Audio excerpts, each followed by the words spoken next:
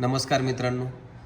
विविध कार्यकारी सहकारी संस्था संगणकीकरण या विषयामध्ये केंद्र शासनाचा हा जो उपक्रम आहे, सगळ्या भारतातल्या या संस्था डिजिटायझेशन करण्याचं कामकाज सुरू आहे. आणि नाबार्डने जे एक विकास संस्थांसाठी जे भविष्यात सॉफ्टवेअर येणार आहे, तर त्या सॉफ्टवेअरसाठी हा डाटा भरण्याचं कामकाजाची प्रक्रिया सुरू आहे. तर यापूर्वी FVR शाखाधिकारी आणि सचिवांनी कसं करावं यासाठीचे भाग 1 आणि 2 या चॅनलवरती पोस्ट करण्यात आलेले आहेत. तर यानंतरचा आज आपण माहिती बघणार आहोत. FVRचे जे पुढचे टप्पे आहेत, फॉर्म क्रमांक 5, 6, 7 जे काही असतील, तर ते एक एक तुम्हाला ह्या स्क्रीनवरती उघडून ते कसे भरावेत आणि FVR कसा करावा. तर हा 4चा मेंबरशिपचा जो आपण फॉर्म मागच्या व्हिडिओत भरला होता, त्याला सेव्ह अँड कंटिन्यू केल्यानंतर 5 नंबरचा जो पर्याय आलेला आहे तो डिपॉझिटमध्ये स्क्रीन क्लिक केल्यावर, सेव्ह अँड कंटिन्यू केल्यावर इथे असं स्क्रीन दिसतो आहे. आणि इथे या संगणक प्रणालीमध्ये संस्था कुठल्या कुठल्या प्रकारच्या डिपॉझिट्स घेते या संदर्भातली माहिती आपल्याला भरायची आहे. तर तुम्ही जर FD घेत असाल, RD घेत असाल, डेली तुमचे कलेक्शन असेल किंवा करंट डिपॉझिट असेल किंवा सेविंग डिपॉझिट असेल, तर ती माहिती इथे तुम्हाला भरायची आहे. आणि इथे ॲड बटन जे आहे, ते ॲड बटनवरती क्लिक केल्यानंतर तिथे पर्याय येतात. पर्याय सपोज ॲड केलं का सिलेक्टला क्लिक करायला लागतं आणि तिथेच हे डिपॉझिटचे प्रकार दिलेले आहेत. Theft deposit, saving deposit, pygmy, daily deposit, current deposit. ज्या डिपॉझिट संस्था घेत असेल तर त्या डिपॉझिट सिलेक्ट करायचे, त्याचे किती अकाउंट आहेत ते आकडेवारी भरायची आणि लेजरवरती त्यांचे जे नंबर्स आहेत, तर ते ॲक्टिव्ह लेजर्सवरनं किती नंबर आहेत ती माहिती भरायची आहे. आणि अशा किती डिपॉझिट संस्थेकडे आहेत त्याची रक्कम इथे येणार आहे. तर बहुतेक बऱ्याचशा संस्थांमध्ये डिपॉझिट्स घेतले जात नाही, म्हणून इथे 0 टाकला आहे. आणि ह्या संस्थेची माहिती भरताना आपण आता इथे 0 टाकला म्हणून कुठल्याही प्रकारचे डिपॉझिट नाही, म्हणून आपण save and continue to lending हा जो पुढचा जो पर्याय आहे, हा FVR अपडेटेड सक्सेसफुली असा संदेश स्क्रीनवरती येतो. आणि 6व्या क्रमांकाचा फॉर्म जो आहे तर तो लेंडिंग संदर्भातला आहे. आता लेंडिंगमध्ये तुम्ही जे कर्ज वाटप करतात त्याची माहिती याच्यामध्ये येते. मग इथे KCC, crop loan, MT loan संदर्भातली तुमची माहिती तुम्हाला भरायची आहे. मग त्याची आकडेवारी, नंबर ऑफ मेंबर्स किती आहेत, अकाउंट्स किती आहेत, तुमचे क्रॉप लोनची किती असतील तर ती आकडेवारी आहे. त्याच्यानंतर नंबर ऑफ ॲक्टिव्ह लेजर्स किती आहेत आणि वाटप किती आहे आणि तुम्ही ते लेजर कसे मेंटेन करता, कोणत्या भाषेमध्ये करतात, तर ती मराठी भाषा आपली सर्वत्र आहे म्हणून ती मराठी भाषा. आणि मग इथे त्याची डेफिनेशन येते. तर त्या डेफिनेशनला क्लिक केल्यावरती हा जो फॉर्म आहे तर तो ओपन होतो. ओपन झाल्यावरती इथे तुम्हाला कमीत कमी कर्ज वाटप तुम्ही किती करता, तर तुमच्या जी परिगणना बँकेने कर्ज वाटपाची मर्यादा जी विहित केलेली असेल, प्रत्येक जिल्हा मध्यवर्ती बँकेची थोडी भिन्नता असते, तर त्या पद्धतीने तुम्ही कमीत कमी कर्ज वाटप किती करता आणि जास्तीत जास्तीचं कर्ज वाटप किती करतात. आता हे सगळे पिकनिहाय जिल्हा मध्यवर्ती बँकेने त्यांच्या परिपत्रकानुसार ही मर्यादा विहित केलेली असते आणि त्या पद्धतीने आपण याचं कर्ज वाटप कमीत कमी, जास्तीत जास्त आणि किती शेतकऱ्याकडे जागा आहे, तर एकरी किती त्याला आपण वाटप करू शकतो. आता 10 गुंठ्याचं तर एक सभासद होण्यासाठीची जी मर्यादा आहे त्याच्यासाठी मिनिमम आपले 7,000 रुपये, फॉर एक्झाम्पल नाशिक जिल्ह्यामध्ये तरी मिनिमम अशी अमाऊंट येते. आणि मॅक्सिमम अमाऊंट साधारणतः 20 लाखापर्यंतची वाटप केली जाते, असं ॲप्रॉक्सिमेटली इथे परिपत्रकात जे विहित केलेलं आहे त्या पद्धतीने. आणि त्या पिकनिहाय जी कमीत कमी आणि जास्तीत जास्त होईल तर ती आपण इथे भरलेली. आणि मिनिमम एज लिमिट त्या कर्जदाराचं कोणतं असलं पाहिजे, तर ते सर्वसाधारणपणे 18 हे विहित केलेलं असतं. त्यानुसार तिथे ते वयची जी आकडेवारी ती भरायची आणि मॅक्सिमम एज लिमिट जी आहे तर ती 80पर्यंतची जी तुमच्या जिल्हा मध्यवर्ती बँकेने ठरवलेली असेल कर्ज नियमावलीमध्ये, त्या पद्धतीची माहिती इथे भरावी लागेल. आणि मॅक्सिमम लोन किती अकाउंट्स तुमचे अलाउड झाले आहेत, मिनिमम किती त्याला गॅरेंटर्स तुम्ही घेतात, तर जनरली 2 गॅरेंटर्स असतात म्हणून ते 2ची संख्या येते. आणि इंटरेस्ट जे आहे तर तुमचा फिक्स्ड इंटरेस्ट आहे का रिड्युसिंग इंटरेस्ट आहे, तर तो रेट कुठल्या टाईपचा इंटरेस्ट रेट असतो तर तो प्रकार तुम्हाला लिहायचा इथे. तर तो फिक्स्ड आपला जनरली असतो म्हणून फिक्स्ड इंटरेस्ट रेट असं आपण इथे मेन्शन केलेलं आहे. आणि रिपेमेंट जी प्रोसिजर आहे तर ती कशी आहे, इक्विटेटेड प्रिन्सिपल आहे का फ्रिक्वेन्सी मोड आहे, तर तो फ्रिक्वेन्सी मोड कसा असणार आहे, तर तो आपला जनरली वार्षिक फ्रिक्वेन्सी मोड असतो. आणि due date period in days if yes, तर 365 डेजची जी साधारणतपणे कर्जाची जी मर्यादा असते तर ती एका पीक कर्जाला ती वर्षाची अशी विहित केलेली आहे पद्धतीने 365 डेजमध्ये आपण ती मेन्शन केली. आणि minimum loan period in month, तर हा 1 महिन्याचा एक लोनचा पिरियड जो आहे तर तो ज्या पद्धतीने संस्थेच्या आणि बँकेच्या कर्ज धोरणानुसार ज्या पद्धतीने विहित आहे त्या पद्धतीने तो मेन्शन करायचा आहे. आणि मग ही सगळी अशी माहिती तुमची भरून झाली की मग तुम्हाला नेक्स्ट बटनावरती क्लिक करायचं आहे. नेक्स्ट केल्यावरती हे पुढच्या पेज ओपन होतं आहे. तर ह्या पुढच्या पेजमध्ये तुम्हाला ह्या डेफिनेशनमध्ये काय काय द्यायचं आहे की ते विचारत आहेत की ऑटो रिन्युअल आहे का, तर हे ऑटो रिन्युअल नाही आहे, तर त्याचं नूतनीकरण सभासदांना करावं लागतं आहे आणि म्हणून नो इथे हा पर्याय येईल. Minimum of share on disbursement, तर त्याची जी कमीत कमी शेअर्स जे आहेत तर ते डिस्बर्समेंटच्या वेळेस किती असले पाहिजे, तर ते 5 असं आपण इथे मेन्शन केलं आहे. Calculate from date of advice, तर ॲडवाईस जे आहे तर ते तारखेनुसार कॅल्क्युलेट केलं जातं म्हणून इथे एस आपण म्हटलं आहे. 365 दिवसाचा हा इन्स्टॉलमेंट कॅल्क्युलेट केला जातो. कॅल्क्युलेशन इन डेज म्हटलं तर मग आपल्याला परत 365 डेज येतील.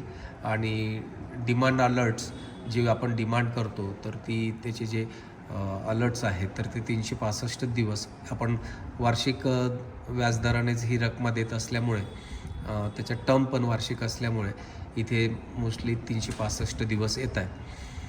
त्याच्यानंतर डिमांड अँड रिपेमेंट पॅरामीटर्स, जे पॅरामीटर्स ठरलेले आहेत डिफॉल्टरसाठी 366वा दिवस जो आहे तर तो तिथून तो डिफॉल्ट होऊन जातो आणि त्याचे पॅरामीटर्स असे ठरलेले आहेत. त्या पद्धतीने हे सगळ्या तुमच्या लेंडिंगच्या कर्जाच्या संदर्भातली जी माहिती आहे आणि जे रूल्स आणि आपले आहेत कर्ज धोरण जे आहे त्या पद्धतीचेच सगळे हे प्रश्न आहेत. आणि मग हे ते तुम्ही भरून पुढे जायचं आहे. नेक्स्टवरती क्लिक केल्यावरती पुढच्या पेजमध्ये तुम्हाला आता इथे ही माहिती येते की आधी आपण कुठल्या गोष्टी आपण त्या कर्जदाराकडून वसूल करतो. मग इंटरेस्ट रिसिव्ड आपण व्याज आधी घेतो, त्याच्यानंतर मग पिनल इंटरेस्ट जो असेल तो नंतर घेतो. मग अजून काही इतर चार्जेस असतील, सरचार्जेस असतील किंवा नोटिसांचे जे चार्जेस असतील जे संस्थांनी ठरवलेले असतील त्या पद्धतीने हा 3 नंबर घेतो. आणि मग प्रिन्सिपल जो आहे तर मुद्दल रक्कम आपण नंतर घेतो. तर हे जे नॉर्म्स आपल्या ज्या पद्धतीने ज्या संस्थांचे ठरलेले असतील तर त्याच्या सिक्वेन्सनुसार त्याचे नंबर्स आपण इथे द्यायचे. आणि मग सेव्ह प्रॉडक्ट अँड डेफिनेशन याच्यावरती क्लिक करून पुढच्या पेजमध्ये आपण जातो. पुढच्या पेजमध्ये इथे तुम्हाला प्रोसेस करायचं आहे. आता जेवढी आपण माहिती भरली त्याला इथे प्रोसेस केल्यानंतर इथे साधारणतः तुम्हाला 22 प्रश्न समोर येतात. आणि हे 22 प्रश्न समोर आल्यानंतर तुम्हाला हे सगळे वाचून त्याचे होय नाही, म्हणजे इथे इंग्रजीमध्ये हे सगळं असल्यामुळे येस नो या पद्धतीने तुम्हाला माहिती द्यायची आहे. आणि त्याच्या संदर्भात जर तुम्हाला अजून ॲडिशनल माहिती त्याच्यामध्ये टाकायची असेल तर रिमार्क्सचा पर्याय उपलब्ध आहे. आणि रिमार्क्सच्या पर्यायामध्ये तुम्हाला जे काही लिहायचं आहे तर तुम्ही तिथे लिहू शकताय. तर हे साधारणतः 22 प्रश्नांची मॅक्सिमम उत्तरं जी आहेत तर ती सगळ्या संस्थांमध्ये समानच असल्यामुळे येस येतात. फक्त जिथे बदल होतो तो प्रश्न असेल तर तो मी तुमच्या माहितीसाठी सांगतो की 21 नंबरचा प्रश्न आहे, is crop insurance premium paid by PACS for the crop grown by loanee members. तर कर्जदार मेंबरांचं जे पीक कर्ज जे आहे तर त्याचा जो प्रीमियम आहे इन्शुरन्सचा तो प्रीमियम संस्था भरते का? तर संस्था भरत असेल तर चांगली गोष्ट आहे, तिथे येस म्हणायचं आहे. संस्था भरत नाही तर नो म्हणायचं आहे. तर इथे जो बदल असेल तर तो बदल तुमच्या पद्धतीने तुमच्या संस्थेच्या ज्या पद्धतीने ठरलेले नॉर्म्स असतील त्या पद्धतीने तिथे उत्तर येईल आणि जनरली 22 प्रश्नांमध्ये यस असं उत्तर येतं आहे आणि सेव्ह अँड कंटिन्यू करायचं आहे. तर पुढचं जे ओपन होईल तर पुढच्या पेजवरती आपण जातो आहे. इथे तुम्हाला आता हे सॅम्पल भरायचे आहेत. आता सॅम्पल जसं की आपण मागच्या व्हिडिओमध्ये बघितलं की मेंबर्सची माहिती भरताना त्या मेंबरची आपण माहिती भरली आणि तिथे पण सॅम्पल 5 मेंबर्सचे जे अर्ज आहेत तर ते आपण तिथे अपलोड केले होते. जे नमुना आहे नमुनाचे जे आपण नोंदी ठेवतो तर त्याचे ते अपलोड केले होते. तसंच इथे तुमचे जे कर्जदार आहेत त्याचे 5 कर्जदार असे घ्यायचे आहेत की त्यांची तुम्हाला इथे माहिती भरायची आहे. मग हा मेंबर कसा आहे तर त्याची तो कुठल्या क्रायटेरियात मोडतो, तो गुड आहे ॲव्हरेज आहे. आता हा गुड मेंबरची आपण माहिती भरतो आहे तर हा 31 मार्च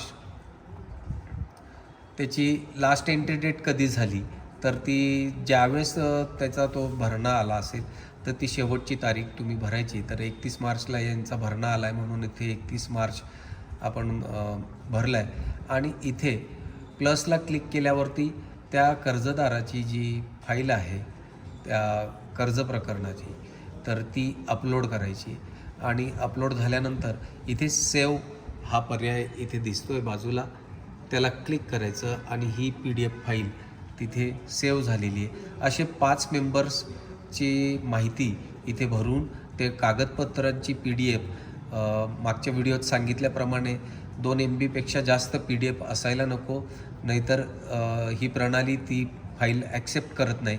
त्याच्या आधी तुम्हाला ह्या PDF फाईल कॉम्प्रेस करून घ्याव्या लागतील आणि मग ही अपलोड करून ही माहिती अपलोड झाली की मग परत आपण असे 5 मेंबर भरून झाले की मग पुढच्या आपण सेव्ह आणि कंटिन्यू करणार आहोत.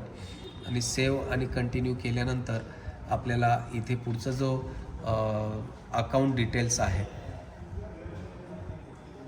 पुढचा जो पेज आला आहे तर सगळे हे अकाउंट डिटेल्स आता त्या संदर्भातली माहिती भरायची आहे त्या मेंबर्सची. मग त्याच्यामध्ये तुम्हाला इथे अकाउंट नंबर काय आहे, अकाउंट होल्डरचं नाव काय आहे, त्यांचा अकाउंट नंबर कोणता आहे, नंतर तुमच्या लेजरवरती त्याचा जो फोलिओ क्रमांक किती आहे तो टाकायचा आहे, त्याला कोणत्या स्कीमखाली योजनेखाली त्याला ते डिस्बर्समेंट झालं आहे त्याची माहिती टाकायची, नेम ऑफ द क्रॉप कोणत्या पिकासाठी ते कर्ज वाटप झालं आहे ते टाकायचं आहे, नंतर खरीप आहे का रब्बी आहे, कोणत्या हंगामासाठी ते कर्ज वाटप झालं आहे तर तो हंगाम टाकायचा आहे, नंतर declared land in units sub units मग ती जी जमीन जी आहे तर ती किती डिक्लेअर्ड आहे ते किती युनिट्समध्ये आहे तर ती तुम्ही इथे मेन्शन करायची आहे. त्याच्यानंतर तुम्हाला day book check for the above ledger posting select तर ह्या पर्यायावरती क्लिक केल्यानंतर इथे तुमचा येस असा बाय डिफॉल्टच उत्तर सर्वांचं समानच येणार आहे आणि म्हणून तुम्ही ज्या पद्धतीने लेजरवर पोस्टिंग करतात डे बुकवरती पोस्टिंग करतात म्हणून इथे येस आपण मेन्शन केलं आहे. खाली जर पुढे पाहिलं तर आपल्याला ह्या कर्जदाराच्या अशा माहित्या भरायच्या आहेत की fill the required details of calculation purpose. मग सँक्शन डेट ज्या तारखेला तुमचं कर्ज मंजूर झालं आहे तर ते कर्ज मंजुराची कमपत्रक मंजुराची तारीख तिथे येईल, किती अमाऊंट सँक्शन झाला आहे ती अमाऊंट तिथे येईल, लोन पिरियड इन मंथ्स, किती महिन्यासाठी तुम्ही ते कर्ज वाटप करताय ते येईल. ड्यू डेट, किती तारखेपर्यंतची ते अंतिम मुदत, कर्जाची मुदत आहे ती इथे मेन्शन करावं लागेल. रेट ऑफ इंटरेस्ट, तो रेट ऑफ इंटरेस्ट तुम्हाला इथे मेन्शन करावा लागेल. आणि पिनल इंटरेस्ट किती तुम्ही चार्ज करतात आणि तुमचा सरचार्ज किती असतो. तर जनरली बँकाचे जे धोरणं आहे तर 3 लाखापर्यंत 6% व्याजदर निर्धारित सर्वसामान्यपणे असतो आणि 3 लाखावरील जर कर्ज असेल तर त्याला 13%पर्यंतचा असा असतो किंवा कमी जास्त इतर बँकेच्या पद्धतीने धोरणानुसार असू शकतो. आणि पिनल इंटरेस्ट काही संस्था 2% लावतात, काही संस्था लावत नाही. त्यांच्या बायलॉजमध्ये काय प्रोव्हिजन आहे त्यानुसार पिनल इंटरेस्ट जो असेल तर तो मॅक्सिमम 2% असायला पाहिजे, अशा पद्धतीचा असतो. आणि सरचार्ज जो आहे तो 1.75% असा सरचार्ज असतो. तर मग हे जर अशाच पद्धतीने जी आकडेवारी असेल ती तुम्ही भरायची आहे. आणि जशी की ड्यू डेट जी आहे तर ती प्रत्येक पिकनिहाय ड्यू डेट तुमची बदलते. फॉर एक्झाम्पल, उदाहरणार्थ जर सांगायचं असलं तर द्राक्ष पिकासाठी 31 मेपर्यंतची त्याची अंतिम मुदत परतफेडीची असते. टमाटे जर म्हटलं तर ह्या पिकासाठी 31 मार्च ही ड्यू डेट असते.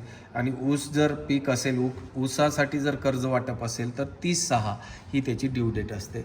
तर ज्या पद्धतीचं पीक आहे त्या पद्धतीमध्ये त्या हंगामानुसार आणि त्या सेशननुसार ती ड्यू डेट निर्धारित होत जाते.